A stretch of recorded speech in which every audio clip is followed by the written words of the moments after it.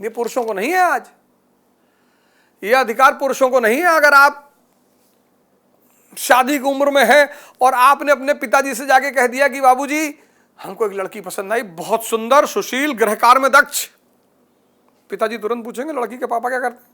अरे बाबूजी रिक्शा चलाते हैं। बहुत मारेंगे आपको, इतना मारेंगे कि इतना पढ़ाया लिखाया, रिक्शा वाले घर में शादी करोगे। और अगर आपने कहा कि बाबूजी लड़की तो ठीक नहीं है, थोड़ा सा 3-3 दिन 4-4 दिन तो घर ही नहीं आती, लड़ाई करती है सबसे, कभी कभी शराब भी पी लेती है। बाबूजी ने कहा अच्छा पिताजी क्या करते हैं? आपने कहा पिताजी तो केंद्रीय मंत्री है, सेंट्रल मिनिस्टर। कहेंगे बेटा संस्कार की बात है, तुमको पूछने की क्या जरूरत है, तुम शादी कर लेते, हमारे घर में आएगी, संस्कारी हो जाएगी। विवाह व्यक्तियों का रिश्ता नहीं है, विवाह परिवारों का रिश्ता है। ऋग्वैदिक काल में स्त्री को वर चुनने का अधिकार है, स्त्री को शिक्षा का अधिकार। लोपामुद्रा, विदर्भ राज की बेटी राजकुमारी, स्त्री को राजनीतिक इकाइयों में शामिल होने का अधिकार है। लेकिन अंततः स्त्री पुरुष वर्ग के संरक्षण में है।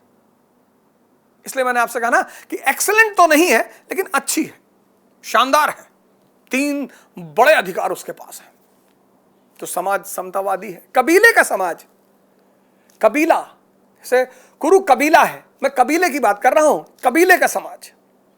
समाज के अंतर्गत समानता है, एक ही कुल के लोग हैं।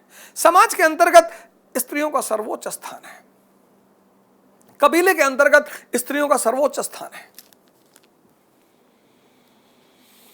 दास प्रथा की सूचना नहीं है, क्या करेंगे दास?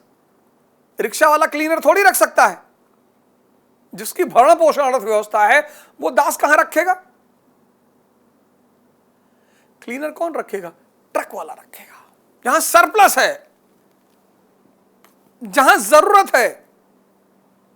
दास प्रथा नहीं है, प्रथा।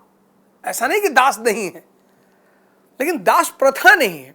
जब भी किसी व्यवस्था को समाज में कानूनिक मान्यता मिलती है, विधिक मान्यता मिलती है, तो हम उसको व्यवस्था कहते हैं। जैसे सती प्रथा, जाति प्रथा, दास प्रथा। दास प्रथा नहीं है, श्रमिक वर्ग नहीं है, मजदूरों का वर्ग नहीं है, वर्किंग क्लास नहीं है, लेबरर नहीं है। जरूरत ही कहां है? Necessity is the mother of invention.